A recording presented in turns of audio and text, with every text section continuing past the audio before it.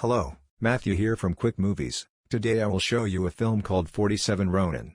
Warning, spoilers ahead.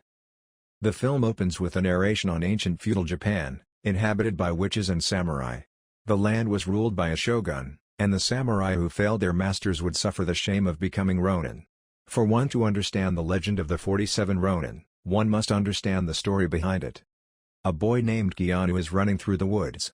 He collapses and falls face first into the creek. He is found by a group of samurai. They notice claw marks on the back of the boy's head. One samurai, Oishi, tries to push Keanu's face into the water, but Keanu fights back and grabs Oishi's sword. Their master, Lord Asano, brings Keanu with them to their province Ako. As time passes, Keanu develops a relationship with Asano's daughter, Mika. The rest of the samurai dislike Keanu because he is a half-breed. Years later, an adult Keanu is in the woods. The samurai approach him, and they are suddenly attacked by a gigantic beast with huge antlers.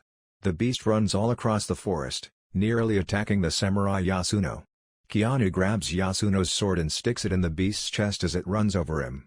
It drags Keanu, still holding onto the sword, until the beast falls and dies. Keanu gives Yasuno his sword back, but he disrespects him because he is a half-breed. Yasuno cuts off a piece of the beast's antler. From a distance, Keanu spots a white fox with a gold eye and a blue eye. The samurai return from their trip. Mika runs to ask if anyone has been injured. Her father knows who she is looking for. Mika finds Keanu elsewhere, finding a wound on his back. She tends to it by wiping it with a rag. Keanu knows that they cannot be together because he is not of royal blood and merely a half-breed. Lord Kira, the master of a rival province, visits Ako in preparation for the arrival of the shogun. With him is a witch named Mizuki. Keanu notices her among the concubines and spots her eyes. He reports this to Oishi, his new master. Oishi dismisses this as Keanu being enchanted by a beautiful woman. A fight is held with one of Kira's men, dubbed the Lovecraftian Samurai. Yasuno is set to fight him, but Keanu and Oishi's son Chikara find Yasuno with milky eyes. He's been bewitched. Keanu dons red armor and a mask to duel with Kira's samurai. Keanu engages in the duel with him, but he is defeated and his mask flies off, exposing him to everybody. The shogun orders the samurai to kill Keanu, but Asano intervenes, saying this is on him. Keanu is beaten until he is unconscious.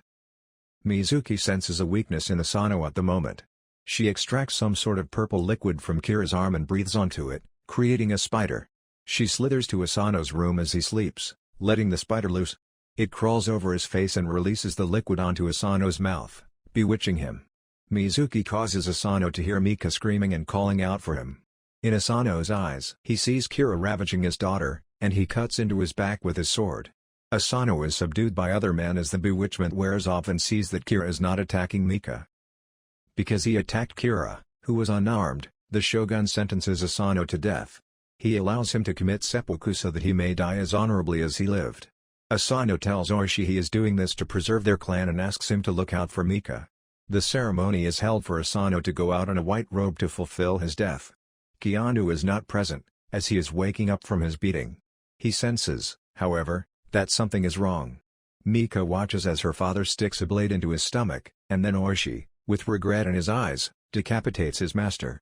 The shogun declares that the samurai are now Ronin. Two women give Mika a vial of poison to take so she may end her suffering, but she replies that Ako has not fallen yet. Before the shogun leaves, he grants Mika a year-long mourning period before she is to be wed to Kira. He also orders Oishi and the samurai to not attempt to seek vengeance for the death of their master. Kira then orders his men to throw Oishi into the pit for fear of retaliation. A year later, Oishi is pulled out of the pit by his wife Riku and Chikara. He is tended to and is told that Kira is set to marry Mika soon. Additionally, Keanu has been sold into slavery to a Dutch town. Oishi ventures into this town and finds Keanu dueling with a large deformed man. Keanu defeats the man and decapitates him, to the cheers of everyone around. Oishi steps in, making everyone believe another duel is to take place. The two fight with their swords until Oishi tells Keanu that Mika needs his help. They escape. Keanu and Oishi gather up the remaining Ronin. Together, they vow to avenge their master and send Kira to hell. Oishi takes a map and says he will lead them to a village where they will be given swords. The Ronin travel to the village of Uetu where the sword makers reside. Since they work for Kira, they refuse to give the Ronin any swords. Keanu joins the Ronin as they fight the sword makers, and then leads them to a place where they may definitely find swords. Keanu guides the Ronin to a temple belonging to the Tengu. This is the place he was running from as a child. He promises to Oishi that they will provide them with swords, but he must never once draw his weapon, regardless of what he sees.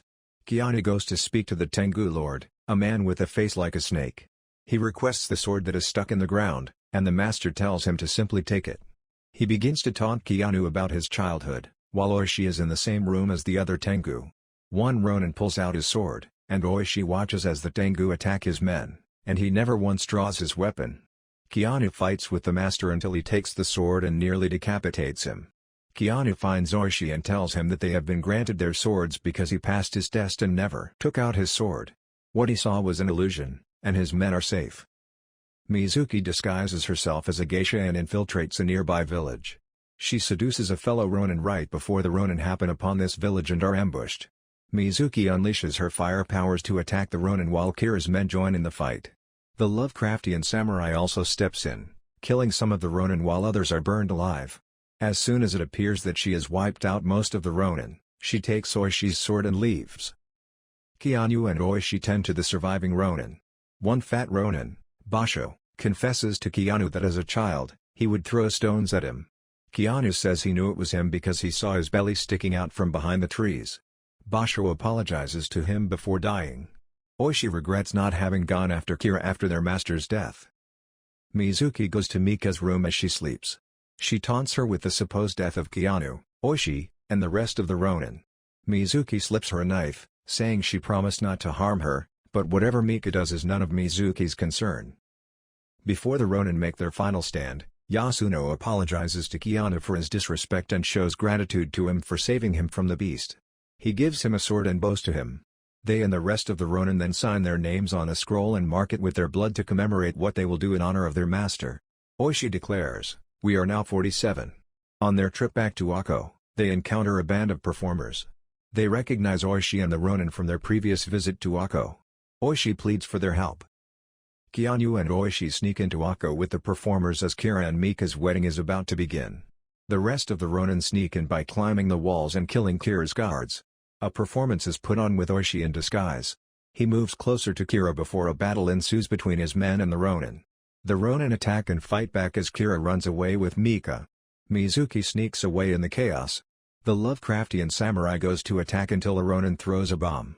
It explodes and destroys the large samurai. As Kira and Mika run, she pulls out the knife that Mizuki gave her and she lunges at Kira. Several guards arrive on the scene, giving Mika an opportunity to run. Oishi finds Kira and begins to fight him. Meanwhile, Keanu reunites with Mika and embraces her. They are cornered by Mizuki. Keanu says he is not afraid of her, even though she says he should be. She then takes the form of a large serpent-like dragon, lunging toward Keanu as he draws his sword to fight her. She nearly kills him numerous times, until she thinks she's taken him down. Keanu sees Mizuki ready to kill Mika, but he grabs his sword and rapidly moves in time to drive his sword into Mizuki's head. She reverts to her human form before she dies. Elsewhere, Oishi's fight with Kira culminates in a room. Oishi holds a knife to Kira's stomach and says, "Know now the depth of my master's courage." He sticks the knife in Kira, and then decapitates him. Oishi brings Kira's severed head before everybody, ending the battle. The Ronin travel to the grave of Lord Asano, now having avenged his death and allowing him to rest in peace. Oishi speaks to the shogun and acknowledges his crimes. He only asks that his men be respected for their actions. The shogun says that while their crimes are punishable by hanging, he respects the honor in their avenging Lord Asano. He allows them to commit honorable suicide.